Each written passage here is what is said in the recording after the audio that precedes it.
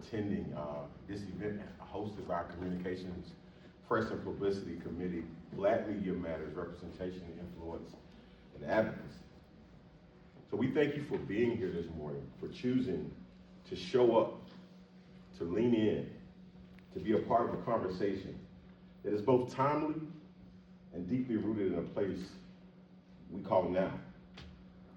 We gather here in Pitt County, in the heart of Eastern North Carolina, because Black media matters, and it does matter right here.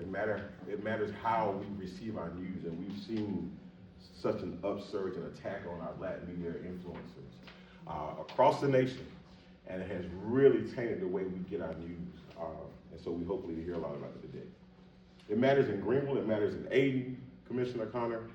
It matters in Farmville, Winterville, Grifton. It matters in rural roads, city blocks, churches, schools, barbershops, classrooms, living rooms across this county, across this state, across this nation. So this morning is about intention. It's about setting the tone for the day, and it's about the work that's ahead. How many know we're right in the midst of a midterm? So there's work to be done. And so we are grounding ourselves in truth that our community has long understood.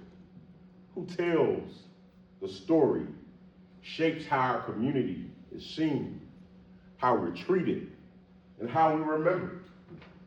So for generations in this area, we have been misunderstood, misrepresented, underrepresented, and completely ignored by mainstream media a lot of the times.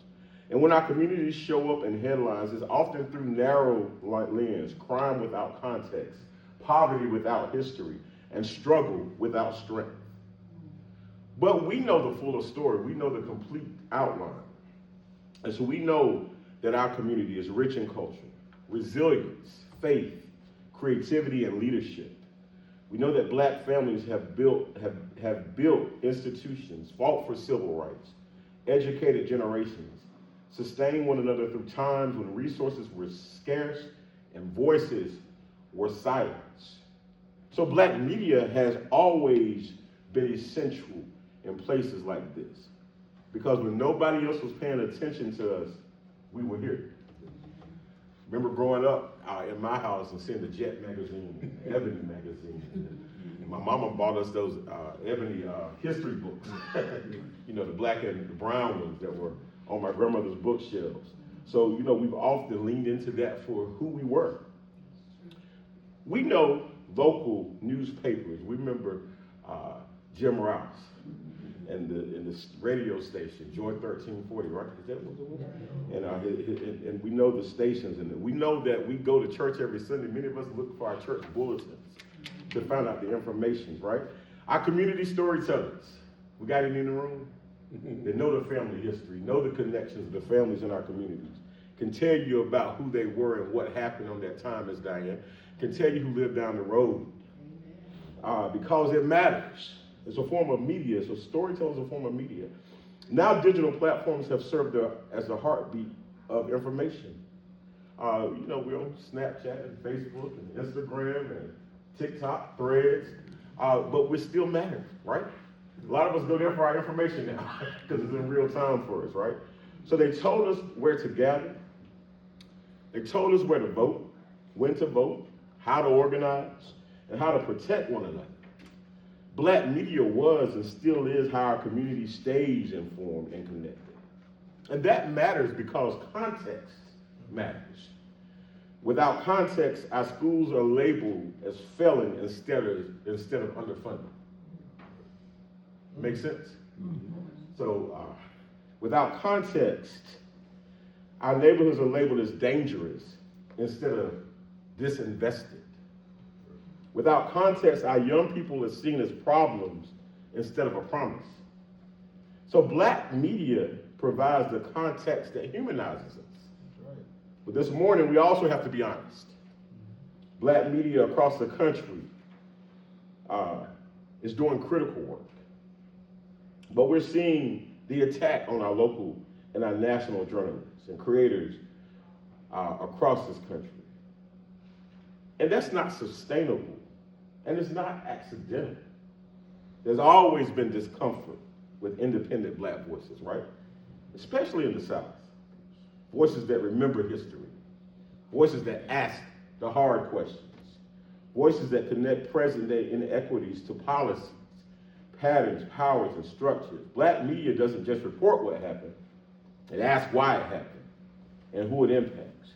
That's what makes it powerful.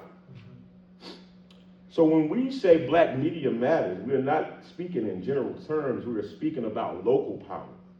We're talking about who tells the story of our country, of our community. We talk about who decides what news is right here in Greenville or right here in Pitt County. We frame our schools. We frame our elections. We frame our health outcomes and our future. We frame our schools, Robert, when we know we went to the greatest HBCU in North Carolina Central University.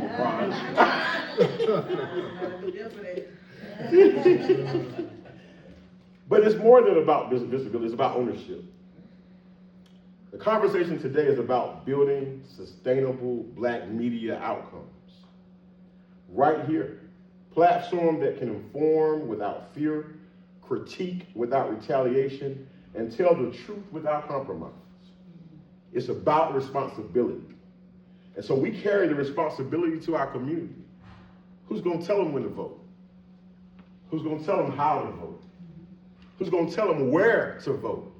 Who's going to tell them that Sunday voting has been cut out of our platform here in Pitt County? The balance is not easy, but it's necessary. Because black media doesn't just shape how others see us, it shapes how we see ourselves, right? It impacts how our elders feel valued and remembered. Who tells your story?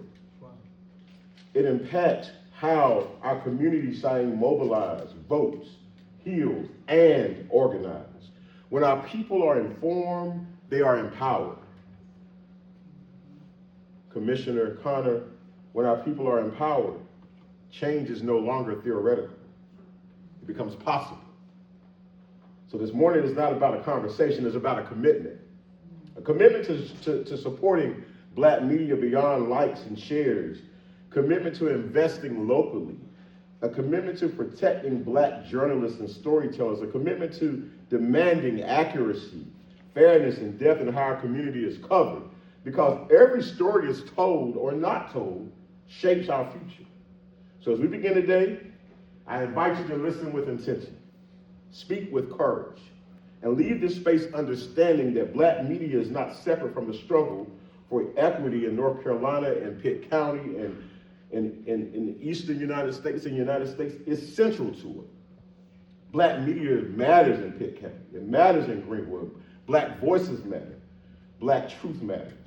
And the stories we tell and who we are becoming will echo far from this room. So thank you for starting your morning here with us in Pitt County. Let's go to work. Thank you.